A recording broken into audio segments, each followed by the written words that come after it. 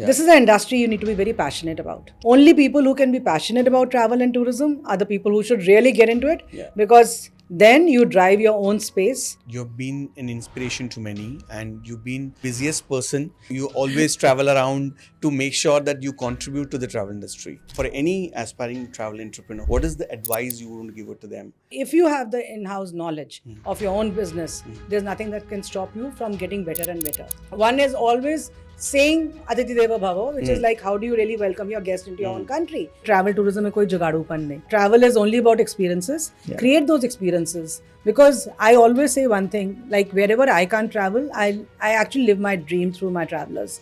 What are the challenges do you feel that the travel industry is facing? The biggest challenge of the travel and tourism industry is that anything happens anywhere in the world, we are the first to be affected by it. And after COVID, people have realized life is too short. And life is not all about you making money and leaving it for the next generation. True.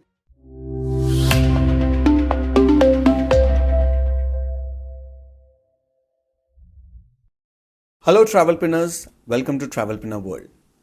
If you are dreaming of starting a travel business or just curious about the travel industry, this podcast is going to give you some useful tips and industry insight. I'm your host Soundar Rajan and I've been in the travel industry for the last 20 years, out of which 16 years I have worked with many multinational companies and last 4 years I have been building my own business. I have seen the change and the evolution in the travel industry firsthand and I have also crafted many unforgettable journeys. Today we have a very special guest, Jyoti Mayal, who is the president of Travel Agents Association of India, popularly known as TAI. Jyoti has been an inspiration to many and she is a powerhouse of knowledge. So without wasting much of time, let's get started and learn from the best in the business. Hello ma'am and welcome to Travelpreneur World podcast. Thank you. I'll just start with the basic question that for any aspiring travel entrepreneur who want to enter into this travel industry, what is the advice you want to give it to them? Because you've been in the industry for so long, you've seen the change in the travel industry. So the generation which is going to come, who's going to become a travel entrepreneur, what advice would you give? Firstly, I would just say one thing, that I think this is one of the most beautiful industries that one can be in. Correct. When I entered this industry, I was literally like 19 years old. Oh. And it was, for me, it was like, oh, this is the best industry after Bollywood. So I had lots of friends in Bollywood, and when I moved here, I felt it was the same. Yeah. And that's the way we kept moving, and that's what incited me to get into it. And I think that's the reason I got started going around with my husband. So that's the way I saw it. Everybody. Okay, some ladder to climb to get into this thing. Yeah. Because I think it was one of the most luxurious industry too. True.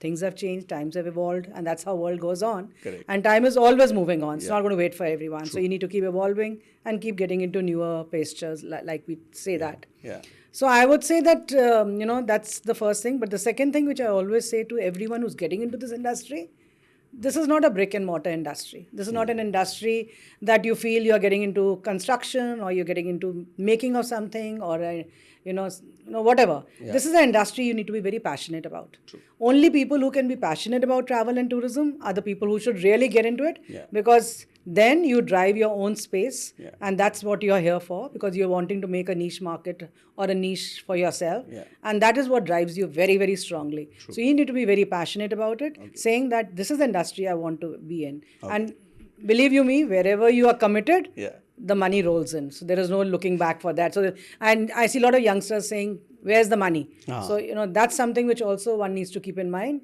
If you are committed to your own business and you look at the industry as your own, and you also look into the ways that you can keep bettering yourself, I think there is nothing that holds you back. Yeah. So that's the first message that I would love to give all the entrepreneurs. Yeah. And thank you once again for inviting me here. Yeah. So I think it's a wonderful initiative. Thank you. And I think the young ones need it. Yes. Because when I got into this, and I was only looking at my husband because he was a game changer in the industry. Okay. And I used to look at him and say, hey, when will I reach there? So I think I must say thank you, because that's the way you are going, and God bless you for that. So ma'am, when I entered the travel industry in early 2000, there was a time we used to go to the airport with the paper ticket and used to change the PNR and all. How has the travel industry evolved, and what is that one thing which the entrepreneurs who are entering should learn from that basics, which has been there from early, because that has created a foundation. Now everything is online, of course, easily available to learn. But what is that foundation which everybody should learn? See, the foundation of travel trade has evolved, like you just said that yourself. When I started, there were ABCs. We used to carry the red ABC, the blue ABC. We had to do the fare construction. True. Everything was manual. I remember when the first time the GDSs came, Yeah. and they came to my office to say, okay, how many systems do you need? And we said none. Because we were not really ready for it. Yeah. And then he said, no, we were the largest consolidators at that time. So he said, at least 15 of them you need. Yeah. And I said, who's going to drive them? I mean, we also didn't know about technology. True. I mean, I learned while I was working. Yeah. I learned the youngsters have that edge. They have a huge edge over us because they are into technology, and that's where the future is of the industry. But yes, there's a lot of things that need to go that you should know your business. It's very easy. We do need people to join our industry. We can always outsource things, and that's what the industry is doing today. You can outsource your finance, you can outsource your technology, you can outsource a lot. But if you have the in-house knowledge of your own business, there's nothing that can stop you from getting better and better. Because you need to only compete. Who are you competing with today? You're only competing with your customer. True. Because your customer today knows much more than you do. And they are Googling it, they are going to AI, they're going to ChatGPT, and they are getting the best information. True. So you need to be better than them. And that's the thing I would tell everyone. There is a space for everyone who comes into this industry. You need to create your niche markets and say how I can drive that better and better. True. Because once you have the in-house knowledge, once you create your niche for you, where you want to go to. You want to go to conferencing, you want to be excelling in luxury, or you could be excelling in adventure. So it's a stream that you take. It doesn't stop you from doing other businesses, but be jack of all trades, but at least master one. True. That's what I say. And that will always be your USP to move further and further. True, so there are a lot of things you need to learn. You still need to learn, how to. So there are some things that you will always need it. One is satisfying your customer. True. One is always saying Aditi Deva Bhava, which is like, how do you really welcome your guest into your own country if you are doing inbound? Outbound, you need to say that you need to be abreast of all the places that you're sending your people. So you just can't only have bookish knowledge. You need to study, become skilled in that to move further. True. So as I talk, I'll talk more about it. But Okay. I think this is what I would like to say right now. Ma'am, I see you taking up any issues coming to the travel industry. I see you are the first one going around and speaking about it, making sure that the government supports the industry as well. What are the challenges do you feel that the travel industry is facing? And as an entrepreneur, what should be the preparation they should be doing it in the current scenario? See, there'll be always challenges. Every business has challenges. Sure. But the biggest challenge of the travel and tourism industry is that anything happens anywhere in the world, we are the first to be affected by it. It could be geopolitical wars. It could be, the rise in fuel. It could be, earthquake. It could be any calamity or anything else. So everything hits the travel tourism industry immediately because suddenly you see cancellations coming in. So we need to be prepared for that. We always need to have a plan B. I would also say to have a plan C. Go beyond that to always have a fallback plan also. If this doesn't work, what else works? Yeah. That is something we always need to be abreast of. And that is the biggest challenge that our industry goes. Yes, talking about challenges, leaders like, people who are heading associations should always be abreast of it and should always be the face of the association. Because I feel that's the reason the associations are formed. If I'm leading an association, it's the reason being is that people are relying on me. And I have to speak out I can't mince my words. I can't be always on the right side of everyone and say, hey, you are good, and then let my members suffer. I've learned that, and I've been like that, and I've always been like saying my mind upright. As a matter of a lot of airlines only call me Jhansi Ki Rani, and they say, okay, it doesn't matter. But as long as I'm fighting for the right, I think it's the right thing to do. True. And that's the reason I also say this, that associations should have the right people leading them. Because we lose a lot of time when this doesn't happen. And the government would hear us quicker and better. Or the stakeholders, not only the government, the stakeholders would also hear us quicker and better. Okay, great. So, technology, which is basically playing a very important role, it has a side effect also because everyone from everywhere can become a travel agent now with just a simple, email ID. The quantity has grown a lot, but the quality has decreased. And you are someone who's heading a skill based government initiative also. You're president of THSC. So, what skill do you think a travelpreneur should have when they are working for an agency or servicing the client? being a travelpreneur? So first, of course, that customer always comes first, which is with every industry. But our customers are the ones who've already experienced life, and lots of them would know much more than you about a certain country or a certain city. Correct. So I think that's the first thing. You need to be adapt of your technology. I keep saying that again and again. The people who are not moving into technology are going to lose. Correct. Because a lot of people also tell me that we are going to be finished because the technology has come in. I've heard this so many times on different platforms. Oh, ChatGPT is going to kill us. I say it the other way around. I say that, we are there to use the strength of these technology and see how we can better ourselves. ChatGPT or AI is only talking what we've already spoken. They don't know what's going in my mind right now to do what. True. So that is something I have to anyway do it. And I would say that ChatGPT and AI has given me so much better information of even what I have done. True. So what even I have done, if I've forgotten, they make me to understand back, oh, you did this. So, or they are making the itineraries. So it's very good that you can take a help of someone who is not going to commit a mistake. So you have a better benchmark to deliver for yourself. But what experience? Because the tourism is absolutely going towards experiences. And today everyone talks only about experiences, nothing else. Could be adventure. People are going a lot into adventure because that's the experience they want. True. And after COVID, people have realized life is too short.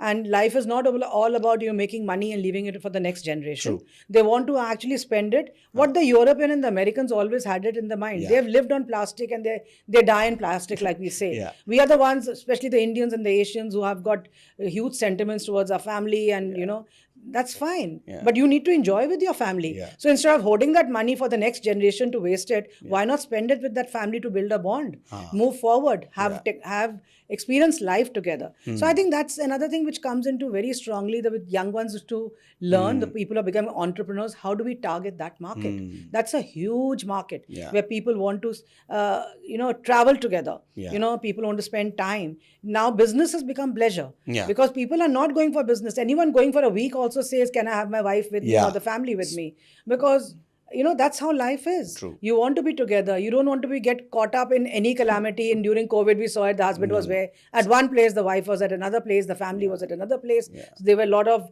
anxiety in your mind to say how it can be done. So I think looking at all this, we need to see what the entrepreneur needs to fit into himself. And I've always said that it's in you. And I say that to every destination that comes to me, every destination that actually comes to me to say, will you support this destination? I said, I can support all destinations. There's a reason for it. I hold my client. I hold my customer.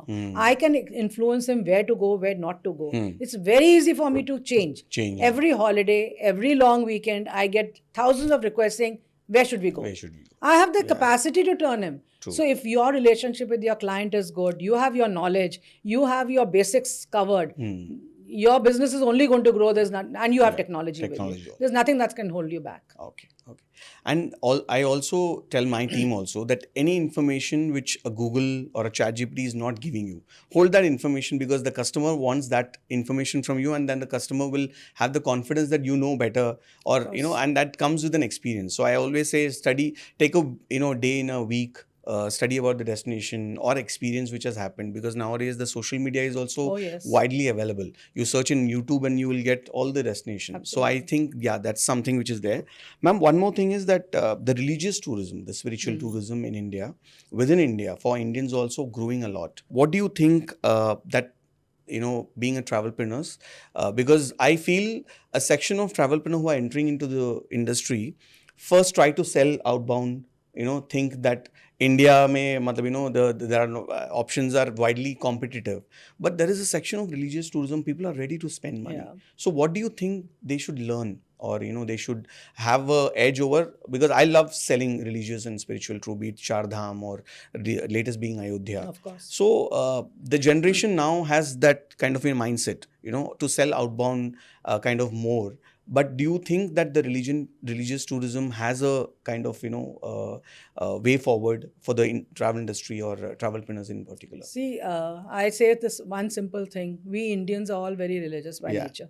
We believe in God. Maybe we have different religions, different gods to pray for. I think maximum gods are in our country. True. So we have, and that's the way we are tuned. And that's the way we are brought up. So our roots are there. So that's why I always also say that, when you are doing tourism, never forget your own culture and your own way of living, because that's what it's all about. It's the way we are brought up. It's the way we actually look at everything. And religious tourism, believe you me, every Indian, he believes in God or doesn't believe in God also. He will go to the religion place to see what it is like. It could be Ayodhya, it could be the Golden Temple, it could be the Char Dham, but they all want to do it in their lifetime. So if our huge population, if everyone goes even once, the religious tourism is done. Let's forget about the repeat. Usually we say repeat tourism is what tourism is really about. But here it's even one person goes one time. And now you see all these religious places that are coming out abroad. Like you have the Abu Dhabi, which has come up recently. And there are a lot of other temples which the Indians are making outside. So you can see that interest there. It's because, of course, the diaspora is very strong everywhere. But that's not only limiting it to the Indians. So the foreigners also and the expats also are going to our places, visiting in them. You see the maximum footfalls in Akshardham are from outsides. And, that's the way tourism has to be supported. And we in India have so many more opportunities to this actually promote religious tourism. How can we do it? We can do it. We can combine our festivals with religion. आप दिवाली को किसी के साथ combine करिए. You are doing Diwali को अयोध्या के वाराणसी के साथ होता है. You do whatever you're trying to do, connect it with 2 and 3 things that people come here, and it's becomes like a circuit. It becomes a beautiful circuit of enjoying the festivals and also visiting religious places. But we have to obviously go an extra mile, and this I tell the government, and of course our Honorable Prime Minister is always onto domestic tourism. And post-COVID we have seen, because when the borders were closed, we had no option. And people realized that India is a beautiful country. India is a country, it's a plethora of opportunities. There's nothing that's lacking here. We have more than the seasons anywhere in the world. We have all the seasons, more than the 4 people talk about. We have many more seasons. We have the culture, we have the heritage, we have the UNESCO sites. We now have the last mile connectivity. We have hotels. We have everything going, but we still need to make it better. How can we use technology to, sell tickets online? How do we do not stand in the queues? Because that's what people get scared of. So there are some things that will happen. And as we grow to a $5 trillion economy, and that's the vision of India, I'm sure we will be crossing all these borders, because these ease of business, and that's where the entrepreneurship should come in, because these are the opportunities they could also build on. There's still that last mile connectivity, that ease of business, ease of travel, which is still happening, because we've suddenly got 200, we'll be having 200 plus airports. But what will happen after we land at the airport? Are there taxis there? Is there a way of commuting to the last mile connectivity? Are there good hotels there? We are still lagging. Like Ayodhya has come up beautifully, but there were no 5 stars there. Suddenly, now that Taj has started coming, or other hotels have started coming, and there are a lot of people who are looking at those. So things will get better and better. So this is another opportunity for the entrepreneur. What are the entrepreneurs looking for opportunity? So you are getting something. You're the first mover and shakers there. Go ahead, do it. Invest your time. Go and sit there and see what the customer is wanting. Keeping at the back of your mind that what the customer is looking. And like I said, religious tourism is everyone. Look at the Vatican. Look at Mecca, Medina. They are actually building their own. This is what we have to do. But there is a fluctuating demands, throughout the industry. How do you think that the travelpreneur should cope up with this demand? And also there are a lot of government initiatives which I'm sure Thai members will get the information, but in general the travel entrepreneurs in Tier 2, Tier 3 cities doesn't get through that information. So what do you think should be the way out, where young travelpreneurs also is part of it, where they are updated about these informations? Is there a way out where we can probably... So TIE as an association, we do a lot for our members, because we are always circulating all that comes up. And we have meetings practically every day with the government, with some departments, some missions, some tourism boards. So we are always, quickly disseminating the entire whatever we get to the members. But there's a lot of people who still don't read the mails. There's a lot of people who don't even look at things. So they need to learn. So, but that's what it is all about. Like I said, people need to start getting proactive themselves to learn a lot. And then you were talking about THSC, which I think I didn't answer. I'm going to answer you that also. I'm the chairperson for the Tourism and Hospitality Skill Council. We work directly with the Ministry of Skill Development under NSDC and NCVT, which is again an educational platform. So we've been skilling a lot of people to become entrepreneurs, to also, it's all under the Pradhan Mantri Yojanas, different Yojanas that we work in. And we have been skilling people right from the grassroots level. So if we can work towards actually skilling people at the grassroots level to move into the mainstream. And I'll give you a small example of that as I move off. But there are a lot of scope for people to do these courses. Maybe they can get a couple of years experience with the good hotels or travel agents, and then open their own, so that they get more confidence into it and they don't lag behind. Correct. But the confidence they will get working will be much more than they get it through Google or through all these things. True. Because you don't know the circle has come, how do you use that also? Use that. So that has to come. Another thing which I keep telling my members also, I'll come back to the 3HSC story, but there's something that I keep telling my members also a lot, is that they need to be registered with the Ministry of Tourism. True. It's not only for Ministry of Tourism doesn't mean that you're only into inbound or you're into domestic tourism. It's saying that you're a credible agent. And what you were saying, fly-by-night agents that come through, which actually spoil the environment, we are going to be moving out of it very soon. As a matter of, that's my one goal, which I have, that I haven't been able to complete. I've been fighting with the government for that. That all agents, we are not asking for something which the government will have to impose on us, that can we do this business or not. But it's my choice that I need to be credible or not credible. So for that, I need to register with Ministry of Tourism. And during COVID, we saw to it that earlier it was only tourism. Now travel agents, there's a sector of travel agents, there's a sector of conference agents. So there are different MDS schemes, which are the market schemes which the government gives us. We can utilize those. So they also help you. If I want to visit some exhibition which is outside, they help me. They give me discounts on it, which I can do. They help me with my air tickets. But the people don't realize that. So they need to register themselves. And very soon there is our website is going to be launched. Incredible India website is going to be launched. And we've been working very strongly and very hard on it to see that's the best one. It's the vision again of our Honorable Prime Minister to get that going. We've been actually telling the government to put all the registered agents, could be 1 lakh or could be 10 lakhs, so that they could be on board. And when people from other countries are coming into India, they should be able to work with one of those. So if that credibility comes, then all these fly-by-night will disappear, because we'll say, you want your visas done, these are the agents. Correct. If you want tourism done, these are the agents. You want religious tourism done, these are the agents. So that we need to do. And raising the bar, again, I'm talking about entrepreneurship here. Recently, when our Honorable Prime Minister took out that what all we can skill in. We had THSC, when the Yash Bhumi was opening, we were given all the sector skill councils. There are 36 sector skill councils under the government. We work in different, some media, journalism, and all that stuff. And so we suddenly saw, it came to us saying that, can you look into one of them and see if you can skill anything? So we went through the entire list which was there and we couldn't find anything.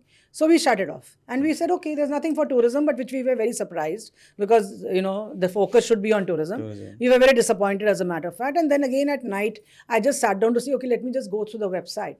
And my CEO, who's a very active CEO, he also came in and pitched in, and we all looked at it. And we suddenly found this saying that we need to skill dhobis. So we just racked our brains and we said, dhobis? Why can't we just upgrade the dhobis and make them laundry people? And let's say that these are the laundry people which we will skill, and we will actually get them jobs in the hospitality. So we actually, overnight, within 5 days, made that entire the program. The staff went... we have very good staff at THSC. They went everywhere where the panchayats are held, where the dhobi talaus are. We got into dhobi panchayats and we made a course. And we presented to the PMO's office and it was approved. So today I have to skill 10,000 dhobis in this year. And then that's an ongoing program which we are skilling. To skill people together to become entrepreneurs and reskill them.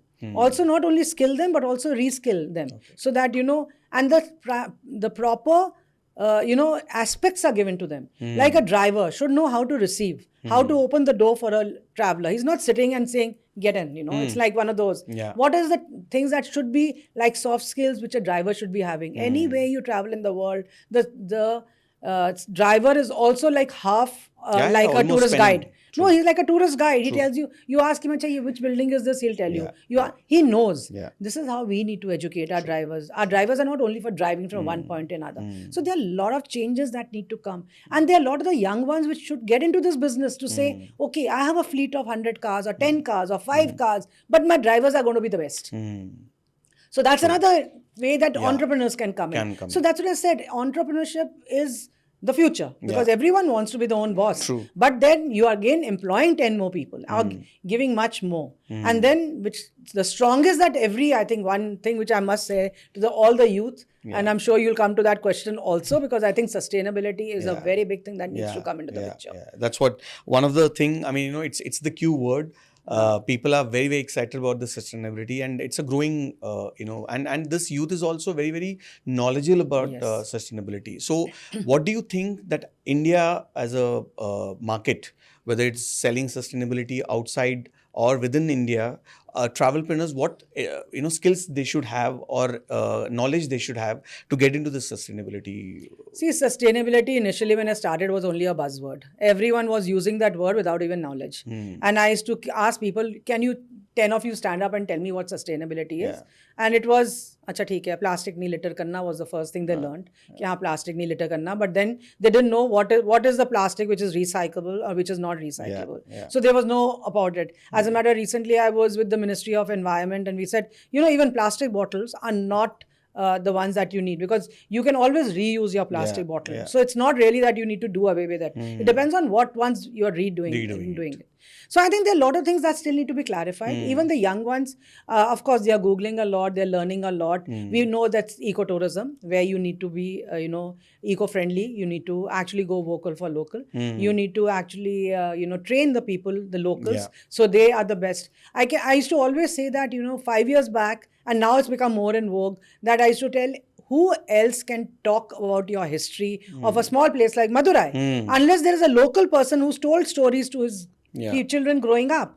Who else can talk about that city or a state or a village more than a local? I learn again by the book. I go and start selling it. So these are the people that you need to involve in. You need to say the local products that are made are sold out. You need to look at the hotels which are local, the restaurants that are local, so that the local cuisine and the crafts are updated. This is also sustainability, because that's how our villages will grow, that's how education will come in, and this is what will happen. Why does everyone have to leave their own cities to come into the big cities and then struggle with life?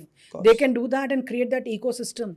Over tourism, the beaches are getting dirty, the hills are getting muddled up with plastics and other things. There's no water. You're having all these avalanches coming in, the rocks falling, all these things happening. It's all because the ecotourism is not taking that.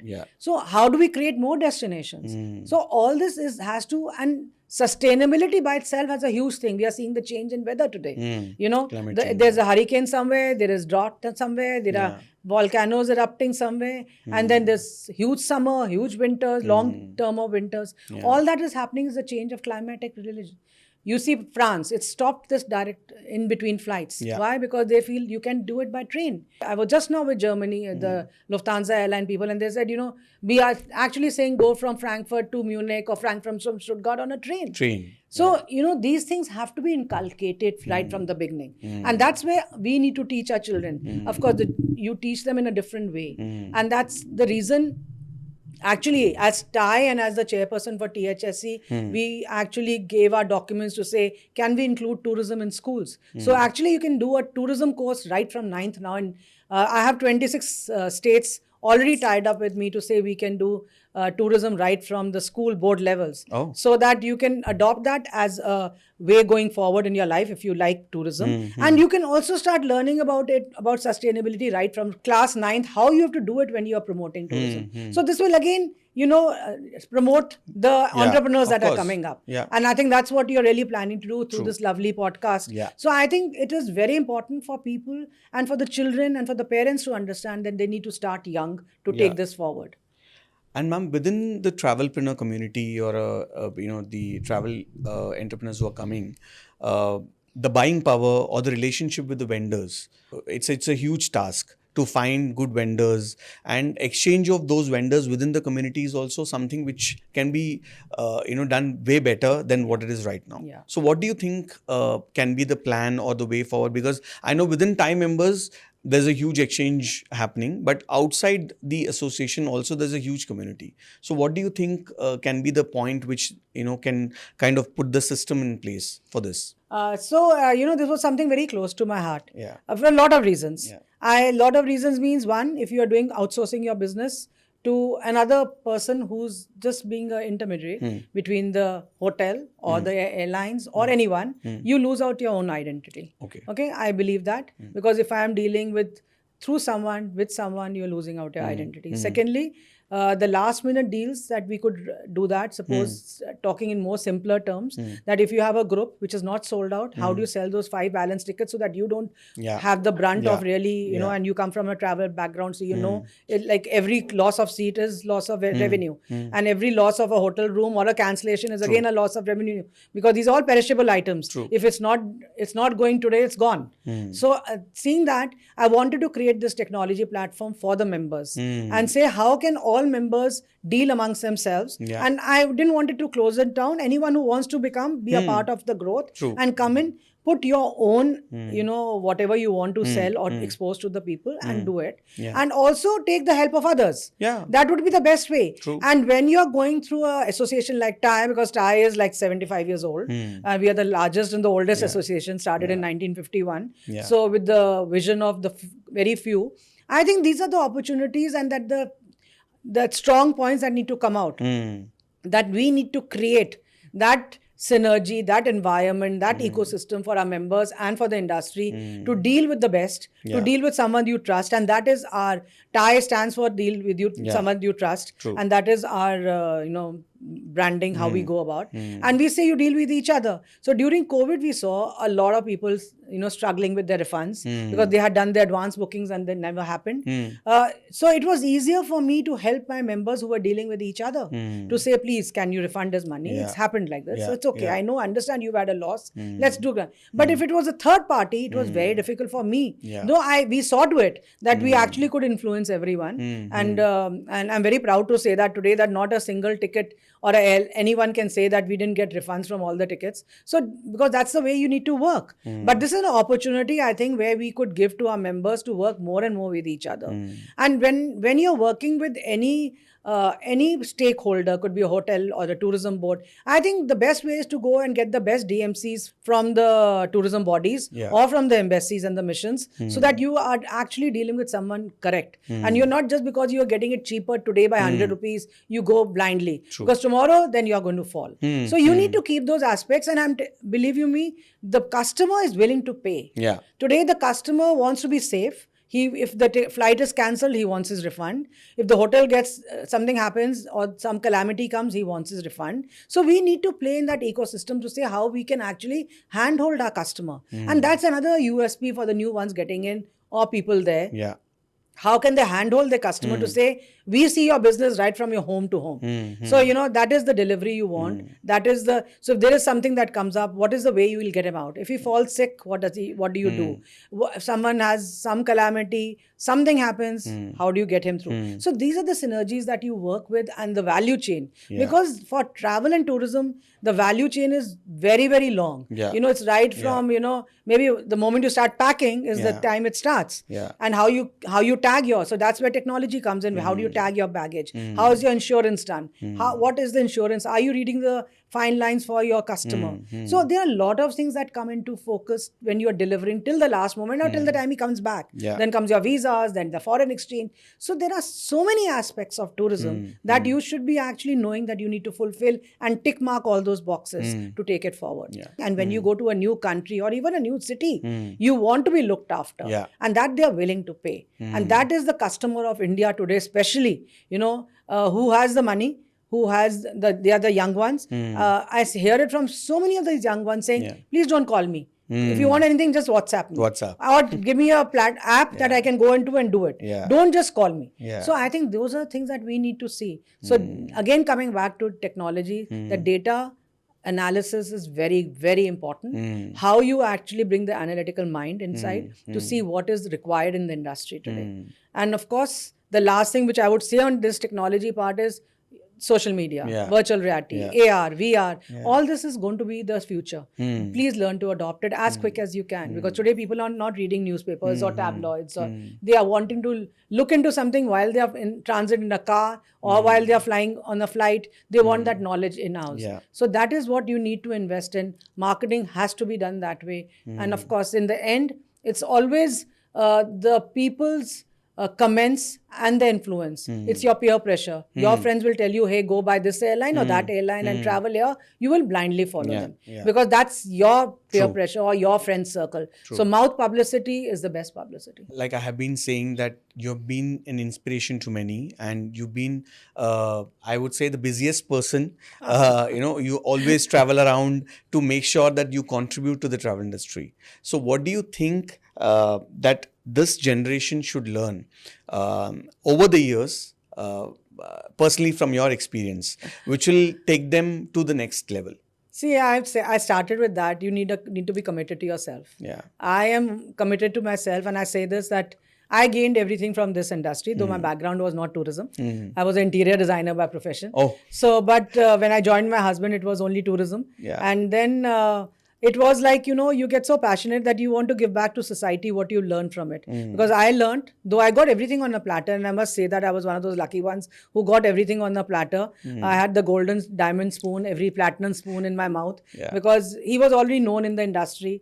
So there was nothing for me that I had to struggle for. But there's always a scope of bettering it. There's always a scope that you bring in your new thoughts. And tourism is all about, like I said, experiences. So you need to bring your new thoughts. How do you do it? So for me, it was also getting my interior designing, some artistic points into my customer, to saying, how can I present my itinerary to him? How can I present my gift which I send him to his house? How can I do those things? So there are a lot of things that keep coming in, and you keep personalizing things. But one thing I'll always say, keep skilling, keep reskilling. Whatever knowledge you're gaining today is going to be redundant in 3 years. And it's a proven fact. We did that data analysis that every 3 years there'll be a change in your job. And especially tourism, which is going very, very quick. So you need to updating yourself and being skilled. Learn as much as you can as you go. And also have confidence in yourself and keep your customer happy, because that is the end thing. That your customer happy means not one customer, they mean multiple customers. So if you have a good rapport, I mean, you need all your patience to deal with customers. I understand that. It happens at times.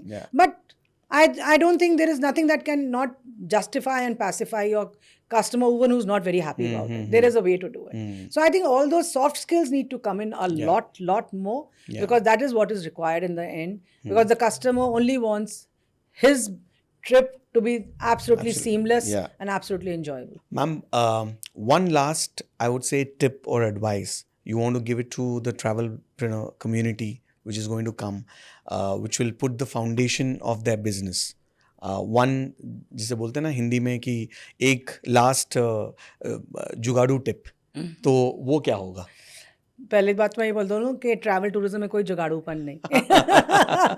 Travel is only about experiences. Create those experiences. Because I always say one thing, like wherever I can't travel, I actually live my dream through my travelers and my client who's going. Because if I have not traveled to a country, I travel through his eyes and actually see the entire country, and I come back. And that's the way I think the young ones to look in. Have confidence in yourself. Update your skills. I'm going to say that again and again.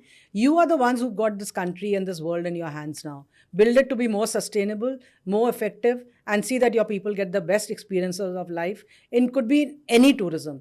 And tourism is a huge aspect, so don't feel that you can't get into one stream of business, not the other. There is multiple facets of tourism, starting from rural tourism to urban tourism, from craft tourism to heritage tourism, from cruise tourism to road tourism. So name it, it's all there. Create your own niche, create your own benchmarks, be the best of the bestest. That's all what I can say, because that's all it's all about. And thank you once again for, actually inviting me. I think it's been a lovely interaction. And I hope people who hear me and actually can imbibe at least a few of things. And one thing which I'll also end with, join an association which actually gives you the value and the teachings right. Because I think very easy. It's not only about associations as an industry association, but also of association of friends, people, stakeholders. Because they are the ones who are going to actually handhold you to move to the next larger step of life. Thanks a lot. Thank you so much, ma'am. It was a pleasure having you. And I'm sure I was preparing myself to have the conversation which will benefit everyone. And because I have been, I know you've been in the trade, for too long to see you speak on every vertical. And you're updating yourself also to the decision. I'm learning every day.